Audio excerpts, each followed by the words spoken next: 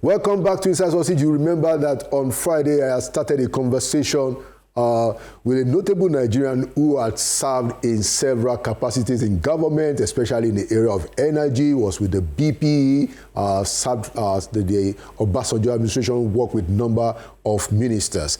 So we are going to be continuing the conversation that I started with him on Friday, talking around energy security. And I'm going to start my first question with him on the question of subsidy. But first, let me welcome back to the studio Mr. Dan D. Kule. Welcome back to Inside Sources. Thank you very much for the opportunity again. All right, so we want to continue our conversation that we just introduced on Friday.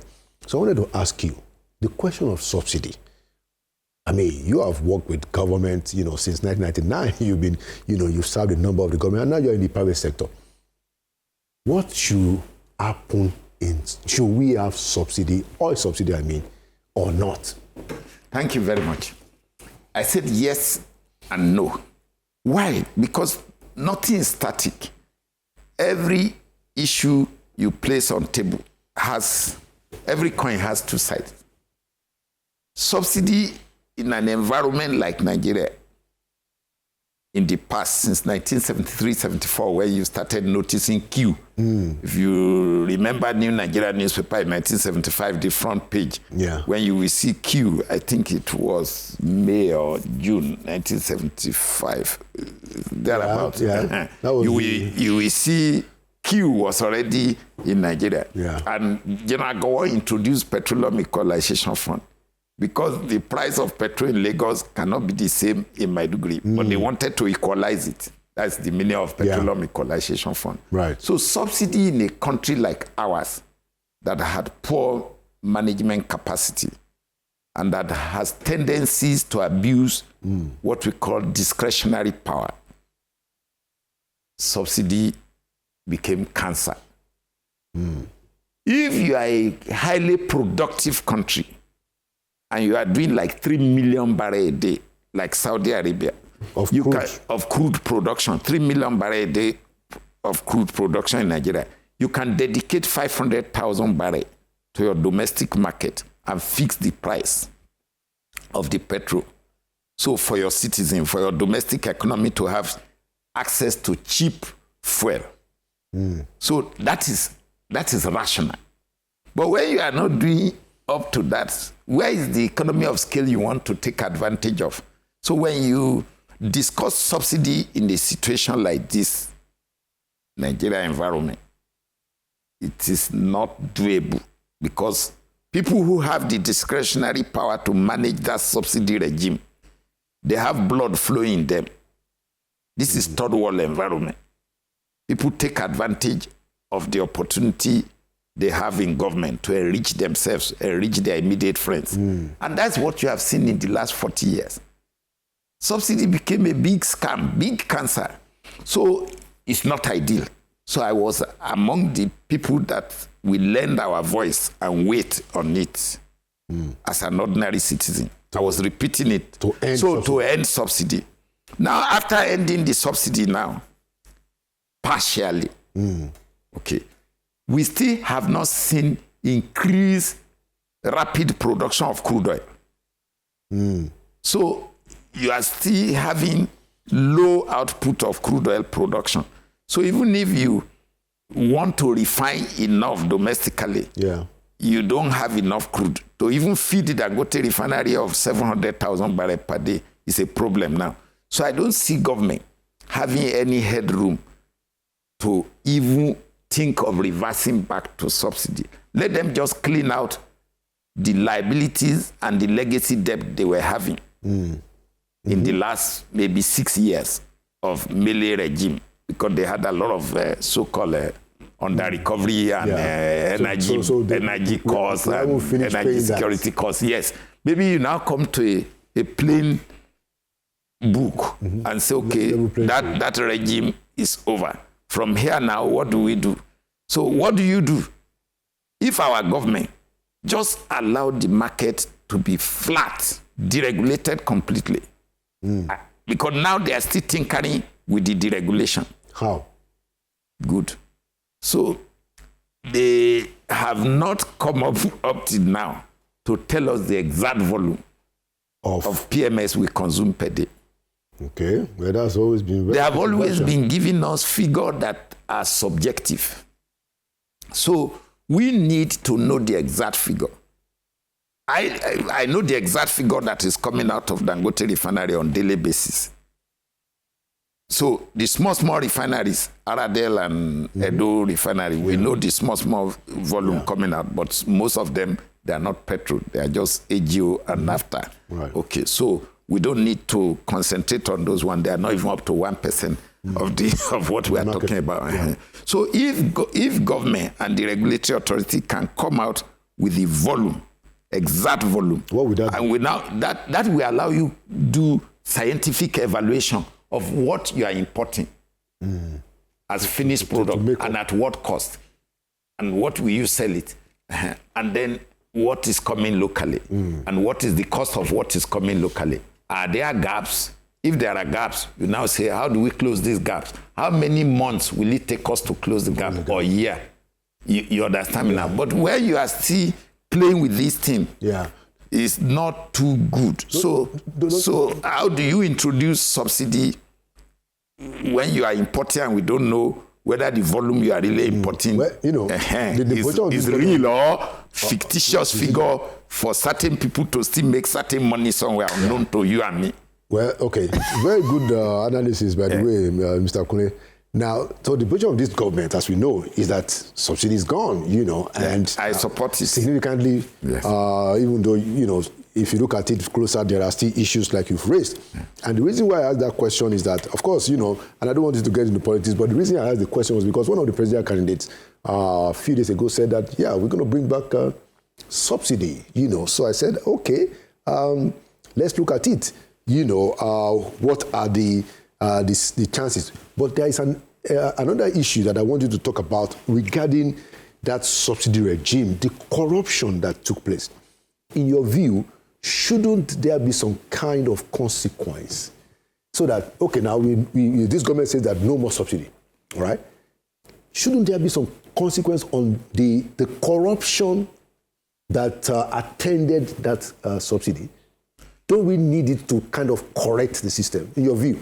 I've been so disturbed since the last speech of President Tinubu, when he said he inherited both the good, the bad, and the ugly of the past 11 years, and that he will go back to rehabilitate the refineries.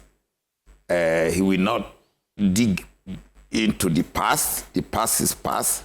I was like, President Tinubu talking like this? Because I always believe that the guy has audacity and sagacity. So why will he be afraid of opening up the people who mismanage the wealth of our country? What's the meaning of that? Does it mean the remaining 200 million of us are just foolish? So if you see the fraud that has been committed in the last, say, maybe 12 years or 13 years, because of the scale. It doesn't mean there were no fraud in the last 40 years. Of course, But the scale of what happened in the last 12 years should not be waved away like that. So you remember 2013, 14, 15, when Ike Mokede, when Malam Nuhu Ribado have to look after all the petroleum import regime and the allocation, all those fraud. Plus what happened between 2015 to date. And someday they just tell you 90 million liters have been consumed. Wow. On a daily basis. On daily basis. So I am of the opinion that President Tinubu should please find a way, he's our president, to reverse that his statement. He should call people to book. Because if we continue like this, we are back to your first question, that we have a future. I want a future, a bright future. But should I be doing self-denial that tomorrow will be good? Pray for your daily bread. Since I was in primary school, no daily bread now. So that means that prayer maybe is wrongly addressed to a wrong God. Maybe we are not doing that prayer to the right God. So I think what we should do now is we should encourage the president to open up the book. It doesn't mean if we find people guilty, president can say, okay, you are guilty, you will serve 10 years, but we give you 5 years. But at so least that there's accountability. Because it was really fraudulent. Let's go. Even the Senate, led by Bukola Saraki, opened up part of the scam now, if you remember. So every time we jump over this thing, then the country has no future. Because it means my own children, when they come, they will join the queue to defraud the country. Instead of building a country, we just build up fraud. So it will reach a point that we will start killing ourselves on the road and eat ourselves. God forbid. So, God forbid it. So now the subsidy, the subsidy abuse was so enormous. So that's why those of us started advocating in 2020, 2021 that they should remove it, that this cancer cannot continue. So it's because we saw some of our junior colleagues how stupendously rich they became. Overnight. So now let us go back to one issue. The rehabilitation of the refinery, about $3 billion. Okay. Doesn't mean $3 billion has been disbursed. Let me correct that impression. But Porako Refinery was $1.5 billion. Maybe there are some variations that might have moved it up to like $2 billion. Right. Then Warri was going to cost maybe another $700 million. And Kaduna another about $700 million.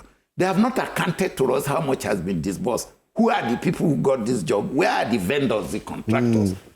Why will we just glow over that? You glow over that and then say you are bringing new partners from China, from anywhere in the world. Because there has been quite a bit of confusion. For me, I want it to be on record, and I thank you gave me this opportunity. Those contractors or investors that are coming to take Porako or Warri Refinery or Kaduna Refinery, caveat emptor. I say this. They should please caveat emptor. Buyers beware. Buyers beware, because they must follow the right process to come and put their money in all this old refinery. Because President Tinubu will spend, maybe God sparing him, if he wins second election, is it not 4 years plus the remaining one? So what will those people have done in 4 years? The same way other people came and stop other people's transaction. Somebody will come after President Tinubu also and stop with his own transactions. He must realize this. He will not be there forever. What's your idea? Do you think somebody stopped Dangote from having the refinery? Somebody stopped Global Steel from having Ajaokuta. So Ajaokuta Steel, and we paid dearly for it, $490 million. In arbitration award. Even we paid dearly for the fact that they withdrew Dangote's refinery. So somebody also will come, somebody stop Mambila Highway. Okay. So this is the caution, it is the caveat. So President Tinubu should do the right thing because he has the power now to do what is right. So he should not use his power to do what is wrong. And what's the right thing? That's the point. He should remove those refineries from NNPC and hand them over to BP, the Bureau of Public Enterprises, to advertise them for privatization. To sell them. Anybody who wants to help, let them go there and fulfill all the rules. It's not goats that will be helped. It's not sheep that will be helped. It's still human beings exactly that will be helped. So I don't need to pretend that the president cannot help somebody. As long as it is done in the public interest. Exactly. So now we can serve in public offices and just be useful to the citizens of the country that comes to you. And that's what I'm living on now. And I share that. President Tinubu, who is president now, we went to him when we wanted to concession out all the ports in Lagos. Okay. Because they want to have holding, because Lagos is a city port. Yeah. So he wanted it. We saw reasoning. But the then authority did not allow. Yes. Which of the presidents? Yeah, that's President Obasanjo. Okay. They just said, no, concession we will not give. They didn't give anything. But we said, okay, we don't have the power. But we knew Lagos was a port city. Right. He's lucky to be there now. Some of the things that you see in government at times, if you get there and you have the power, don't continue with the wrong of yesterday. Of course. Use your power now to right the wrongs. Don't perpetrate the wrong. Absolutely. No, I agree. So please, this is my opinion. Corruption can be addressed Absolutely, and it should be addressed. Don't make government too lucrative. That's the point. Yeah, and I made the point yes, earlier. Thank you for the opportunity. But part of the problem that we have is that with Nigerians, the government of Nigerians, that Nigerians are not really befuddled about the fiscal challenges, monetary problems. Is it the macroeconomic issues? No. You can explain to them and they can understand. What they can understand is that as all those belt tightening is going on, we see government living large. We see government officials living large. That's what people don't understand. That if you guys are telling us, that things are difficult, and you guys are living large, you are still buying jets, still driving Escalade, all over the place, and you are telling us that is the problem that we have. But let's move along and let's stick to energy security, which is your area. I don't want you to get into politics because you're not. Now, talking about energy security, one of the things that has happened lately is Dangote Refinery, and I wanted to talk about it. Look, if you look at it, my view is that on the bottom line, Dangote Refinery has saved us those queues that I talked about. There are no more queues. Because now we have a refinery that is doing this thing.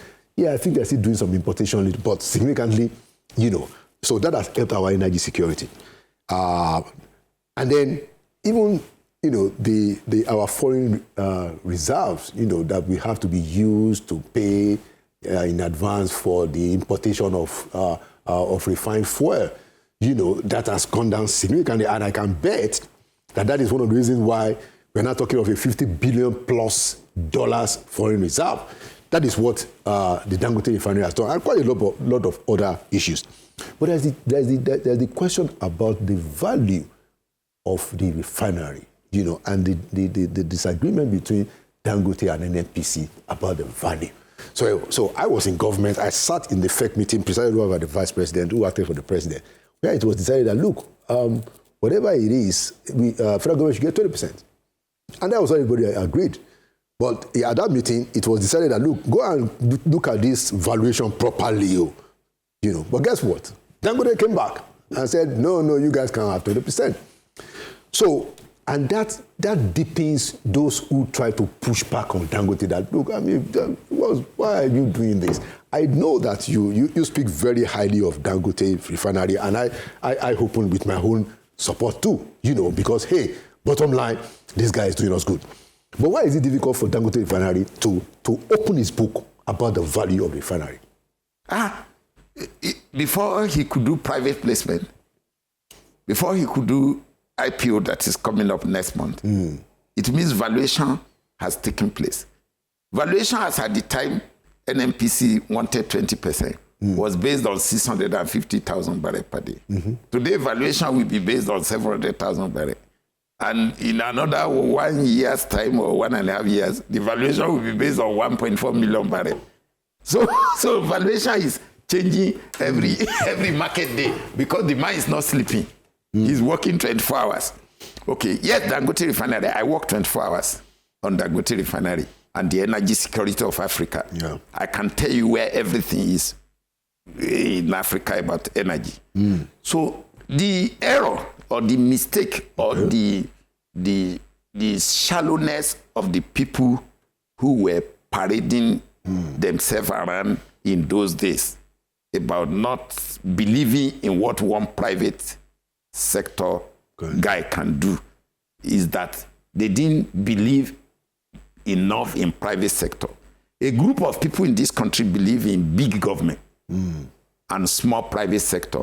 So that small private sector will be coming to them to beg for bread and butter to survive. They will be awarding contract to them and doing them favor.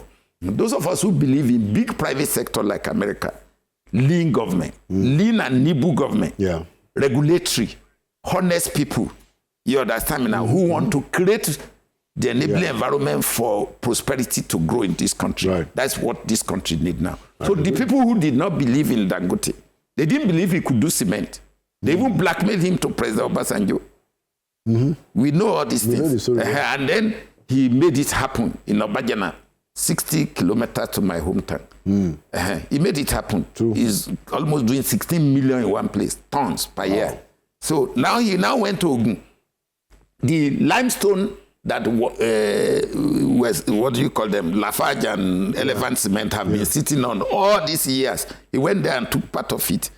Today in Ogun, he's going to be doing about 18 million in Ogun. One place, 6 million of cement. One location, Itori, 6 million. Ibesi, 12 million. Interesting. Now, so he has proven it that it is doable. Right. He has gone to refinery. He said, buy refinery, you say no. So the valuation of that refinery today is in the range of $50 billion. So if you want to buy it... It's no longer 20 billion?